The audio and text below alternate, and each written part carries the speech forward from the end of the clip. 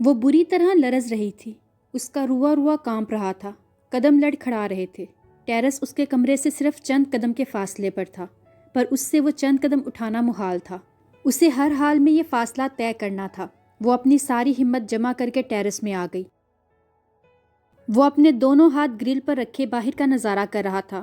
گرے trouser پر white T shirt پہنے وہ ہمیشہ کی طرح فریش لگ رہا تھا۔ گھنے سیاہ بال ماتھے پر بکھرے ہوئے تھے۔ اس میں کوئی شک نہیں تھا کہ وہ شخص ایک منٹ میں کتنی لڑکیوں کو پاگل کر سکتا تھا۔ انشرا کی طرف اس کی پشت تھی۔ ہمت کر کے وہ اسے پکارنا چاہتی تھی۔ یلو کڑھائی والے سوٹ میں بالوں کو ڈھیلے جوڑے میں لپیٹے منہ پر آتی بالوں کی لٹوں کو مسلسل پیچھے کر رہی تھی۔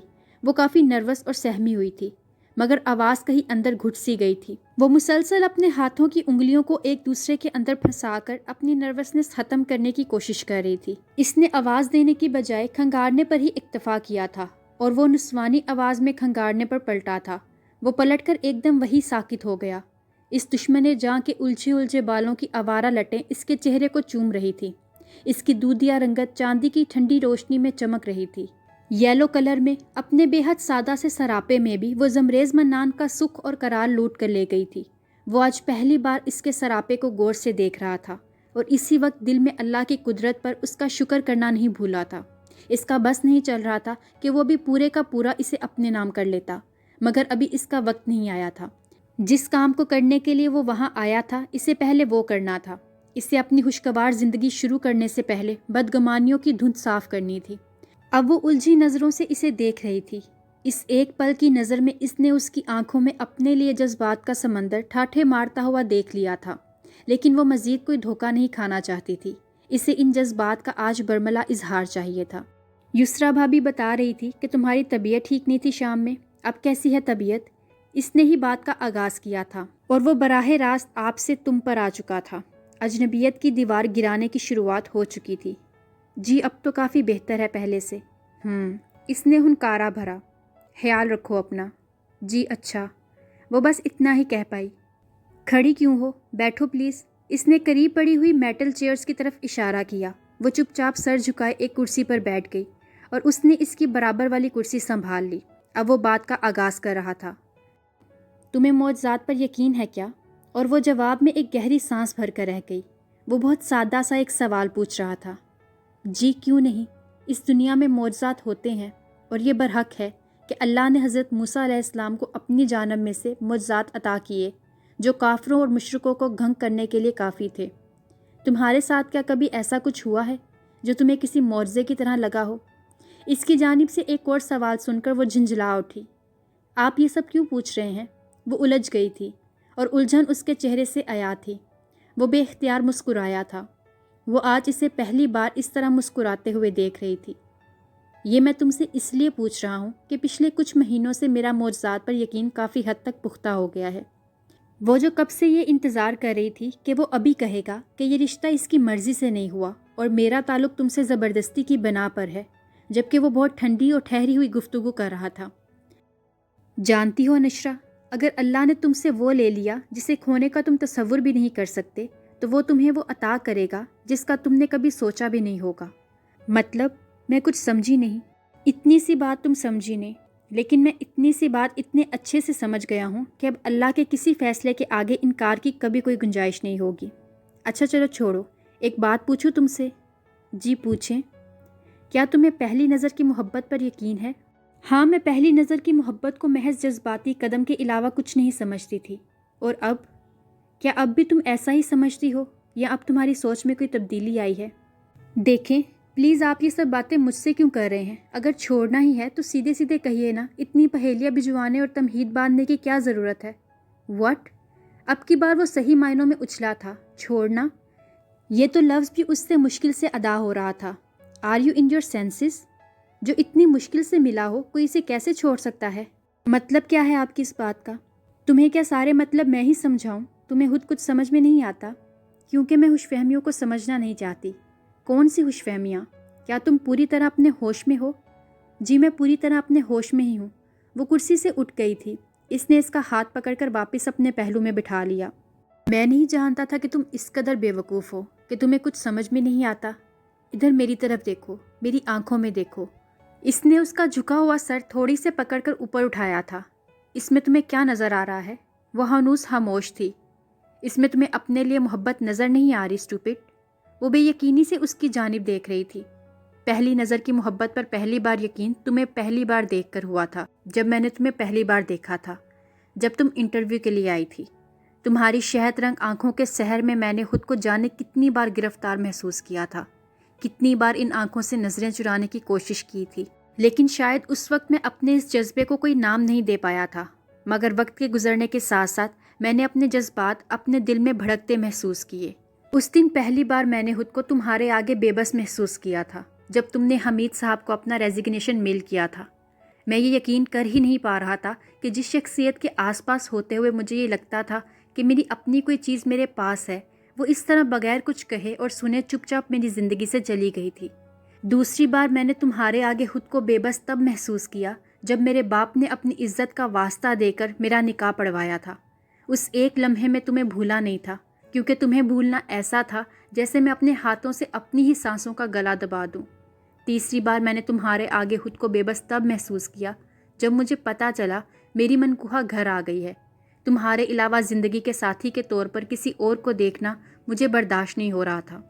وہ کتنی بھی اچھی کیوں نہ ہوتی، کتنی بھی خوبصورت کیوں نہ ہوتی، کتنی بھی معصوم کیوں نہ ہوتی، کتنی بھی پاکیزہ کیوں نہ ہوتی، پر وہ انشرا نہ ہوتی۔ تو اس کے اچھے ہونے، معصوم ہونے، خوبصورت اور پاکیزہ ہونے کا کیا فائدہ ہوتا؟ اس دن میں نے اپنے دل میں جلنے والے جذبات، دل میں جلنے والے لاوے کو آنسوؤں کی شکل میں آنکھوں سے بہنے کا راستہ ضرور فراہم کیا تھا، مگر میں نے اس دل سے تمہارا نام نہیں مٹایا تھا۔ پھر اس دن مجھے ناشتے کی ٹیبل پر معجزے کا یقین ہوا تھا، ایک پختہ یقین۔ تمہیں دیکھ کر میں یہ سوچے بنا نہ رہ سکا کہ بے شک معجزے اللہ نے اسی دنیا کے لیے پیدا کیے ہیں، اور ان خوبصورت معجزوں میں سے ایک معجزہ زمریز منان کی زندگی میں انشرا کا آنا تھا، اس کی کل حیات کی حیثیت سے، اس کی منقوہہ کی حیثیت سے۔ تم شاید کبھی نہیں سمجھ سکتی کہ تم میرے لیے کیا ہو اور میں نے تمہیں کس مشکل سے پایا ہے۔ وہ خاموش ہو چکا تھا، پر اس کی نظریں جھکی ہوئی تھی۔ جب اس نے کچھ دیر تک جواب نہ پا کر نظریں اٹھائی تو سامنے کرسی پر بیٹھی وہ ہستی جسے ابھی وہ اپنی کل حیات کہہ رہا تھا کا چہرہ متواتر آنسوؤں سے بھیگا ہوا تھا۔ وہ خاموش، بغیر کسی آواز کے، نہ جانے کب سے رو رہی تھی۔ اف یار، تم لڑکیاں کتنا روتی ہو۔ وہ اسے روتا دیکھ کر جھنجھلا گیا تھا۔ کیا میں نے اتنی بری باتیں کی ہیں کہ تمہیں رونا آ گیا؟ وہ بغیر کسی جھجک کے اس سے لپٹ کر مزید سسکنے لگی تھی۔ زمریز خواص بہتا ہو گیا تھا۔ پھر اس نے اپنے بازوؤں کا حصار اس کے گرد باندھ دیا۔ انشرا، پلیز اسٹاپ کرائنگ، تم بہت بری لگتی ہو روتی ہوئی۔ وہ اب جیسے ہوش میں آئی تھی اور اسے اپنی حالت کا اندازہ ہوا تھا کہ وہ کس طرح اس سے لپٹی ہوئی تھی۔ وہ جلدی سے اس سے الگ ہوئی تھی، شرمندگی سے اس کا برا حال تھا۔ آئی ایم ریئلی سوری زمریز، میں نے وہ سب پتہ نہیں آپ سے کیوں کہہ دیا۔ میں آپ کو کھونا نہیں چاہتی، پلیز مجھے چھوڑ کر مت جائیے گا۔ اٹس اوکے انشرا، میں تمہیں کبھی چھوڑ کر نہیں جاؤں گا، ہمیشہ تمہارے پاس ہی رہوں گا۔ پرومس؟ وہ اس سے وعدہ مانگ رہی تھی، ہمیشہ ساتھ نبھانے کا وعدہ، جس پر وہ بے اختیار مسکرا اٹھا۔ اوکے پرومس، ناؤ ریلیکس، جاؤ جا کر سو جاؤ، کافی رات ہو چکی ہے۔ اوکے، اور آپ؟ ہاں، میں بھی بس تھوڑی دیر بعد چلا جاؤں گا، ابھی کچھ دیر یہاں بیٹھنا چاہتا ہوں۔ اوکے۔ وہ اسے گڈ نائٹ کہہ کر جانے کے لیے مڑ گئی۔ ابھی وہ دروازے تک پہنچنے والی تھی کہ اس کی آواز ایک بار پھر سماعت سے ٹکرائی۔ انشرا؟ وہ بے اختیار مڑی۔ آئی لو یو۔ وہ مسکرا کر واپس پلٹ گئی اور ٹیرس سے باہر نکل گئی۔ اس کے جانے کے بعد اس نے کرسی کی پشت سے ٹیک لگا کر سکون کو اپنے اندر اتارنے کی کوشش کی تھی۔ آج وہ بہت دنوں کے بعد سکون محسوس کر رہا تھا۔ گنگناتے ہوئے آنچل کی ہوا دے مجھ کو، انگلیاں پھیر کے بالوں میں سلا دے مجھ کو، جس طرح فالتو گلدان پڑے رہتے ہیں اپنے گھر کے کسی کونے میں لگا دے مجھ کو۔ روٹھنا تیرا میری جان لیے جاتا ہے، ایسے ناراض نہ ہو، ہنس کے دکھا دے مجھ کو۔ رات کی پرسکون نیند کے بعد صبح بھی خاصی سہانی ہوئی تھی۔ انشرا کو وہ رات ایک خواب کی طرح لگ رہی تھی کہ ابھی اس کی آنکھ کھلے گی اور سب کچھ غائب، لیکن پھر سائڈ ٹیبل پر پڑے ہوئے فون کی میسج ٹون نے اس کی توجہ اپنی طرف کروائی۔ وہ مڑ کر سائڈ ٹیبل پر پڑے ہوئے اپنے فون کی طرف بڑھ گئی۔ سکرین زمریز کے پیغام سے چمک رہی تھی۔ اس نے پیغام کھول کر پیغام کو پڑھنا شروع کیا۔ Good morning sweet heart, I hope that morning brings lots of happiness in your upcoming life. With lots of love, your one and only زمریز منان۔ پیغام پڑھ کر اس کے گلابوں جیسے ہونٹوں پر بے اختیار مسکراہٹ پھیل گئی اور چہرہ سرخ انار کی مانند لال ہو گیا۔ انشرا بھابھی، دروازہ نوک ہو رہا تھا۔ یس، آ جاؤ۔ بھابھی، آپ کو موم کچن میں بلا رہی ہے۔ اوکے، میں آتی ہوں۔ تم حالامہ کو بولو جا کر میں بس فریش ہو کر آتی ہوں۔ اوکے، جلدی آ جائیے گا۔ اوکے، اس نے مسکرا کر جواب دیا تھا۔ کیا بات ہے بھابھی، آج بڑے دنوں کے بعد آپ کو ایسے مسکراتے ہوئے دیکھا ہے۔ کیا بات ہے، وہ بھی اتنا خوبصورت؟ ارے نہیں، ایسی تو کوئی بات نہیں ہے۔ اچھا چلو تم، میں بس آتی ہوں۔ اوکے، جلدی آئیے گا۔ وہ واش روم میں گھس گئی اور الماری سے سی گرین خوبصورت امبرائڈری والا سوٹ نکال کر زیب تن کر لیا اور بالوں کو اونچی پونی میں قید کر لیا، اور وہ اپنے دھلے اور نکھرے سراپے کے ساتھ کچن کی جانب بڑھ گئی۔ سب کچھ بہت خوبصورت اور نیا لگ رہا تھا۔ وہ کچن میں آئی تو ناشتے کے لوازمات کی تیاریاں ہو رہی تھی۔ گھر کی تینوں بڑی بہویں نائلہ بیگم، آصفہ بیگم اور آمنہ بیگم کچن میں پہلے سے موجود تھی۔ السلام علیکم حالامہ۔ وعلیکم السلام میری بیٹی، کیسی ہے؟ جی میں بالکل ٹھیک ہوں۔ واہ نشرا، آج تو بڑی پیاری لگ رہی ہو۔ تھینک یو چچی جان۔ چلو بیٹا، یہ ناشتہ کلثوم سے کہہ کر ٹیبل پر لگوا دو اور سب کو بلا بھی لاؤ ناشتے کے لیے۔ اچھا ٹھیک ہے حالامہ۔ باہر آئی تو ضروا اور ذائشہ صوفے پر بیٹھی ہوئی تھیں۔ ضروا اور ذائشہ، جی بھابھی، جاؤ جا کر سب کو ناشتے کے لیے بلا لاؤ، تب تک میں ناشتہ لگوا دیتی ہوں۔ جی بھابھی، ابھی لائے۔ ناشتے کی میز پر سب بڑی خاموشی سے ناشتہ کر رہے تھے۔ زمریز کی ستائشی نظریں انشرا کے خوبصورت سراپے کو داد دے رہی تھی اور وہ شرمائی للچائی نظریں جھکائے ناشتہ کر رہی تھی۔ نائلہ بیگم نے میز کی خاموشی کو توڑتے ہوئے زمریز کو مخاطب کر لیا۔ جی مام، پرسوں گھر میں منگنی ہے، پتہ ہے نا تمہیں؟ جی مام، پتہ ہے۔ ضروا اور ذائشہ کا ایک بار پھر کھانا حرام ہو گیا تھا اور ارمغان اور یاور دونوں کی حالتوں سے خاصے محفوظ ہو رہے تھے اور اپنے ابھرنے والے کہکوں کو دبانے کی ناکام کوشش کر رہے تھے۔ تو بس پھر بیٹا، مجھے یہ کہنا تھا کہ تم انشرا کو بازار لے جاؤ اور اسے منگنی کے مطابق کوئی اچھی سی شاپنگ کرا دو۔ اوکے مام، نو پرابلم، میں لے جاؤں گا۔ اور ہاں، باقی تم لوگ سب بھی اپنی شاپنگ خود کر لینا۔ اب ہمارے پاس اتنا وقت تو ہے نہیں کہ ہم لوگ تم لوگوں کی شاپنگ کرا سکیں، اور بھی بہت سے کام کرنے ہیں ہمیں۔ اوکے مام، ہم سب چلے جائیں گے۔ اب تم دونوں پر، حناد یسرا اور زمریز انشرا، تم لوگوں کی ذمہ داری پر میں بھیج رہی ہوں، تو ذرا خیال رکھنا، کوئی الٹی سیدھی حرکت نہ ہو۔ اوکے؟ اوکے مام، you just don't worry, I handle this. دوپہر کو کھانے سے فارغ ہو کر ساری نوجوان پارٹی شاپنگ کے لیے نکل گئی۔ گھر کی 2 گاڑیاں اس کام کے لیے استعمال کی گئی تھیں۔ زمریز کی گاڑی میں انشرا، یاور، ضروا اور مآب بیٹھے تھے، جبکہ حناد کی گاڑی میں یسرا، ارمغان، ذائشہ اور ماروش بیٹھے تھے۔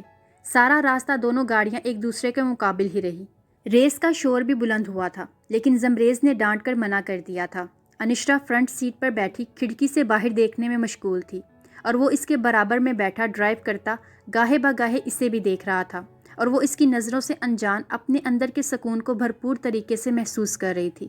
آج بہت عرصے بعد اس کے اندر کا سمندر پرسکون ہوا تھا، اور اس سکون کی وجہ اس کے پہلو میں بیٹھا ہوا شخص تھا، جس نے اسے پل میں دنیا جہاں کی خوشی دے دی تھی۔ اسے اب زندگی میں اس کے ساتھ کے علاوہ کچھ نہیں چاہیے تھا۔ کون جانے کہ یہ ساتھ کتنا تھا۔ مارکیٹ آ چکی تھی اور دونوں گاڑیاں ساتھ ساتھ رک گئی تھیں، اور وہ گاڑیوں سے اتر کر باہر کھڑے ہو گئے تھے۔ چل بھئی حناد، تو اور یسرا، مآب اور ماروش کو بھی اپنے ساتھ لے جاؤ اور انہیں بھی شاپنگ کراؤ۔ اور یاور، تم ذائشہ کے ساتھ جاؤ اور جون سا ڈریس یہ لینا چاہتی ہے اسے لے کر دو، آخر کو منگنی ہے اس کی۔ اور ارمغان صاحب، آپ بھی ضروا کو لے جائیے، اور پلیز تھوڑے ڈھنگ سے شاپنگ کرانا میری بہن کو۔ تم تو ہر وقت ایسے رہتے ہو جیسے مارے بندھے ہو۔ ارے نہیں بھائی، کیسی باتیں کر رہے ہیں آپ؟ ارمغان تو سٹپٹا ہی گیا اور شرمندگی سے سر جھکا لیا۔ اور آپ زمریز صاحب؟ حناد نے آنکھیں سکیڑ کر زمریز کی جانب دیکھا۔ میں کیا؟ وہ اپنی طرف انگلی سے اشارہ کر کے اسے گھور رہا تھا۔ سب کو میں نے ان کی ملکیت دے دی ہے کہ جیسا چاہیں وقت گزارے ان کے ساتھ، شاپنگ کرائیں انہیں۔ تو میری طرف تیرا ایسے دیکھنے کا کیا مقصد ہے؟ میں بھی آف کورس اپنی بیوی کو شاپنگ کراؤں گا۔ اوہو، سب کا مشترکہ اوہو سن کر وہ شدید جھنجھلایا تھا۔ کیوں، تم سب کو کوئی آبجیکشن ہے کیا اگر میں اپنی بیوی کو شاپنگ کراؤں تو؟ انشرا کی تو ان کی گفتگو سے حیا سے ہی حالت غیر ہو رہی تھی۔ اوہو، چھوڑے زمریز بھائی سب کو، جائیں آپ انشرا کو لے کر۔ او تھینک یو بھابھی، میں آپ کا مشکور ہوں، ورنہ ان لوگوں نے تو میری درگت بنانے کا پکا ارادہ کیا ہوا تھا۔ یسرا بے اختیار ہنسنے لگی۔ چلو پھر سب فوڈ کورٹ میں ملیں گے، اوکے، سب نے یک زبان ہو کر کہا اور پھر سب نکل گئے۔ سب سے پہلے یاور اور زائشہ نے شاپنگ کی۔ یاور نے زائشہ کی پسند کا لائٹ گرین کلر پر ہلکی کڑھائی والا کرتا اور ساتھ براؤن کلر کی کنٹراسٹ ویسٹ کوٹ لی تھی، اور زائشہ نے اسی کے کپڑوں کا ہم رنگ لائٹ گرین اور کاپر شرارہ اور ساتھ میں نفیس کامدانی شرٹ لی تھی، اور ساتھ میچنگ خوبصورت جویلری اور سینڈل بھی لیے تھے۔ دوسری طرف ارمغان ذروہ کو لے کر مارکیٹ میں پھر رہا تھا۔ وہ اس کے مقابل ہی چل رہی تھی کہ اچانک ہی اس نے ذروہ کا ہاتھ اپنے مضبوط ہاتھ میں تھام لیا۔ ذروہ حیرت کا مجسمہ بنی اس کی حرکت دیکھ رہی تھی۔ اسے ارمغان جیسے سنجیدہ انسان سے اس حرکت کی توقع نہیں تھی۔ وہ بھی اس کی حیرت دیکھ چکا تھا۔ کیا ہوا؟ ایسے حیرانی سے کیا دیکھ رہی ہو؟ اپنی ہونے والی منگیتر کا ہاتھ پکڑا ہے، کسی غیر کا تو نہیں جو تم مجھے ایسے کھا جانے والی نظروں سے دیکھ رہی ہو؟ اس نے اس قدر معصومیت سے کہا تھا کہ بے اختیار ذروہ کو ہنسی آ گئی۔ کیا ہوا؟ ایسے ہنس کیوں رہی ہو؟ وہ الجھی نظروں سے اسے دیکھ رہا تھا۔ میں اس لیے ہنس رہی ہوں کہ آپ کو میرے ساتھ کسی بھی قسم کا پوز کرنے کی ضرورت نہیں ہے۔ آپ مجھے کتنا چاہتے ہیں یہ بتانے کے لیے ایسا کرنا ضروری نہیں ہے۔ آپ کی یہ خوبصورت آنکھیں سب کہہ دیتی ہیں۔ اوہ، تو محترمہ ہر وقت میری آنکھوں میں جھانکتی رہتی ہے۔ وہ شرارتی مسکان ہونٹوں پر سجائے اسے تنگ کر رہا تھا۔ چلیے، بوتیک آ گئی۔ وہ ایک بڑے سے بوتیک کے سامنے کھڑے تھے۔ وہ دونوں ساتھ چلتے ہوئے اندر کی جانب بڑھ گئے۔ ارمغان نے سکن کلر کا کرتا شلوار اسموک کلر کی ویسٹ کوٹ کے ساتھ لیا، اور ذروہ نے سکن اور پیچ کامدانی شرٹ شرارہ میچنگ جیولری اور سینڈل کے ساتھ لیا تھا۔ گھر سے یہ طے تھا کہ سب کپلز میچنگ کر کے کپڑے خریدیں گے۔ یسرا نے حناد کو براؤن کرتا شلوار کے ساتھ سکن ویسٹ کو سجیسٹ کی تھی، اور خود اس نے براؤن اور ریڈ خوبصورت ساڑی لی تھی جو کہ خوبصورت نیٹ پر کام کر کے بنائی گئی تھی۔ زمریز اور انشرا ابھی تک اپنی مطلوبہ چیزیں نہیں ڈھونڈ پائے تھے۔ اگر تم مائنڈ نہ کرو تو میں تمہارا ڈریس اپنی پسند سے لے لوں، کیونکہ تمہیں تو کچھ پسند نہیں آ رہا۔ تم خوار کر رہی ہو مجھے۔ ہاں پلیز، آپ میری ہیلپ کر دیں۔ میں نے ایکچولی کبھی اکیلے شاپنگ نہیں کی، ہمیشہ امی کے ساتھ ہی کرتی تھی، وہ بے چارگی سے کہہ رہی تھی۔ وہ اسبات میں سر ہلا کر رہ گیا۔ خود وہ پیچ ویسٹ کوٹ کے ساتھ اسکائی بلو کرتا شلوار لے چکا تھا، اور اب انشرا کو کوئی ڈریس پسند نہیں آ رہا تھا۔ آخر وہ دونوں ایک بوتیک پر آ ہی گئے، جہاں ایک خوبصورت فراک نے زمریز کی نظر اور توجہ اپنی طرف مبذول کرائی۔ وہ اسکائی بلو اور سی گرین انتہائی نفوس کامدانی انارکلی فراک تھا، جس کی ہر کلی میں خوبصورت کام ہوا تھا، اور اس کے نیچے سی گرین چوڑی دار پجامہ تھا۔ زمریز نے فوری سے پہلے بغیر کسی تاخیر کے وہ فراک پیک کرنے کے لیے کہا تھا۔ اس فراک کو دیکھ کر اس میں انشرا کو دیکھنے کی شدید خواہش جاگی تھی۔ شاپ کیپر نے فراک والا شاپر اس کے ہاتھ میں دیا۔ اس نے کاؤنٹر پر پیمنٹ کی اور وہ دونوں شاپ سے باہر آ گئے۔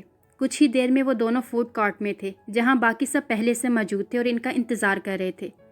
کیا بھائی، اتنی دیر لگا دی آپ نے آنے میں؟ کیا پورا مال خرید کر دے رہے تھے بھابھی کو؟ یاور اپنے مخصوص سٹائل میں آ چکا تھا۔ ہاں، میرا بس چلتا تو خرید ہی دیتا پورا مال، پر محترمہ یہ ایک ڈریس لینے پر اتنی مشکل سے راضی ہوئی ہے۔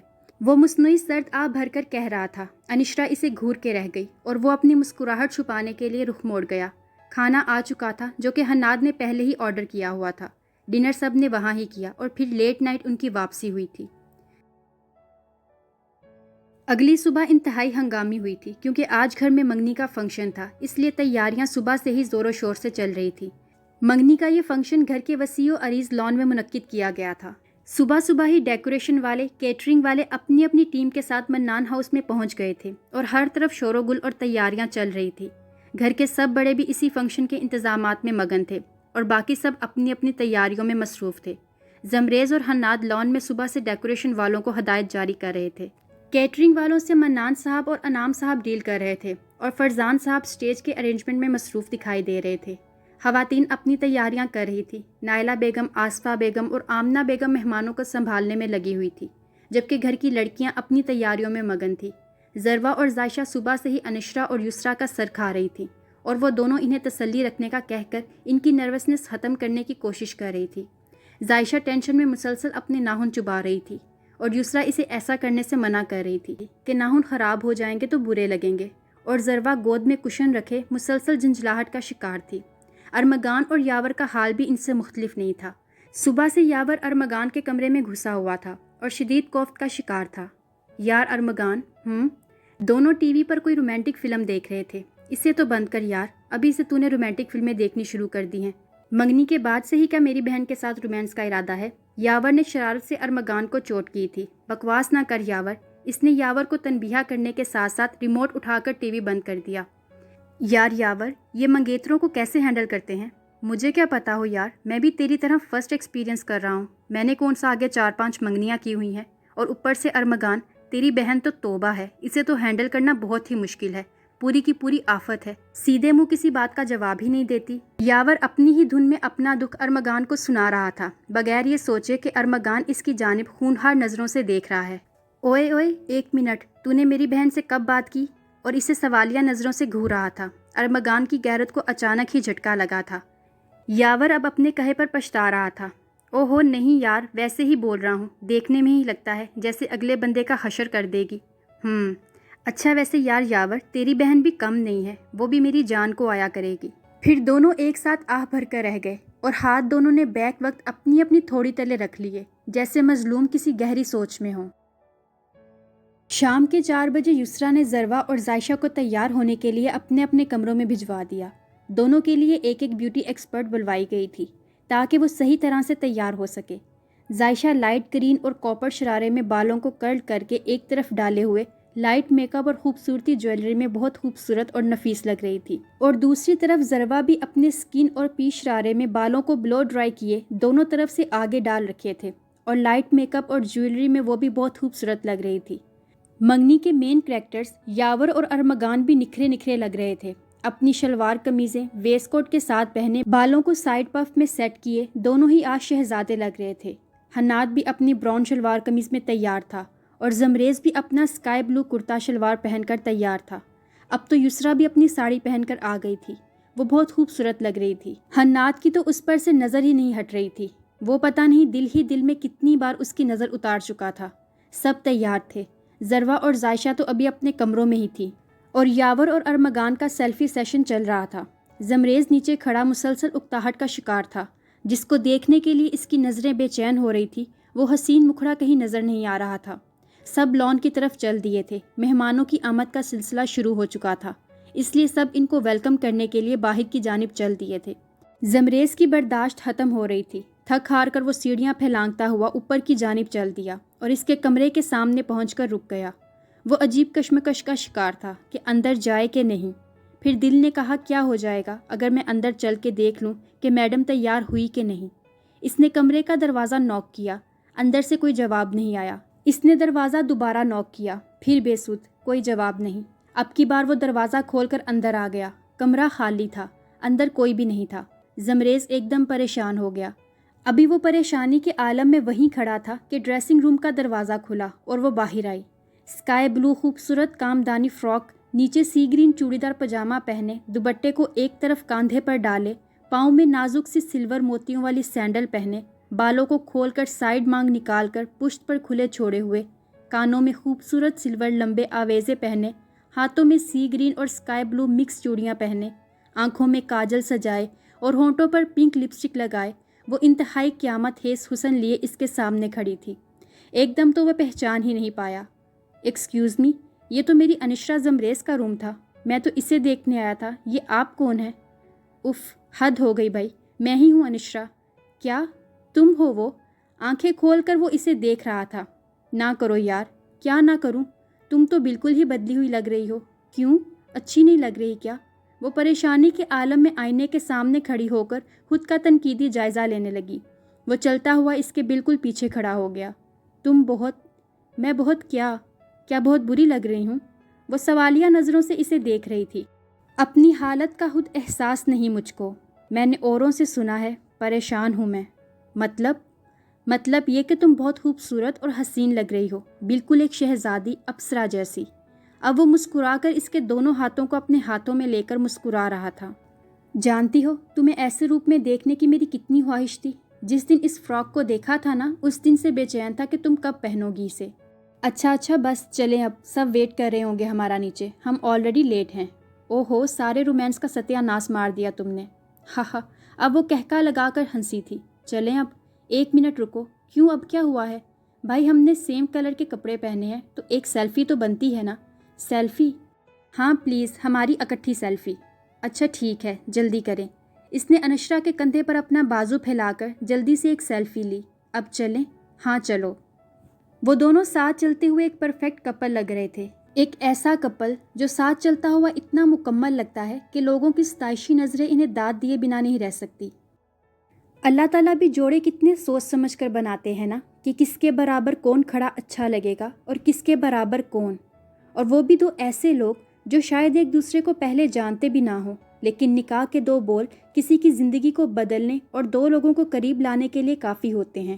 ان دو بولوں میں اتنی طاقت ہوتی ہے کہ پتھر سے پتھر دل بھی موم کا گہوارہ بن جاتا ہے۔ یہ ہوتے ہیں اللہ کے کام جو ہنوز انسان کی بہتری کے لیے کیے جاتے ہیں، اور دو لوگ خوشی خوشی ایک دوسرے کے ساتھ زندگی گزارتے ہیں۔ یہ تھی دل دھڑکنے تک کی 6th ایپیسوڈ پسند آنے پر اس کو زیادہ سے زیادہ فیس بک اور واٹس ایپ کے گروپس میں اپنے فرینڈس کے ساتھ شیئر کریں، اور اگر آپ نے ابھی تک اس چینل کو سبسکرائب نہیں کیا ہوا تو اس کو جلدی سے سبسکرائب کر لیں، اور ساتھ میں موجود بیل آئیکن کو ضرور پریس کریں تاکہ آنے والی ہر ایپیسوڈ آپ کو ایزیلی مل سکے۔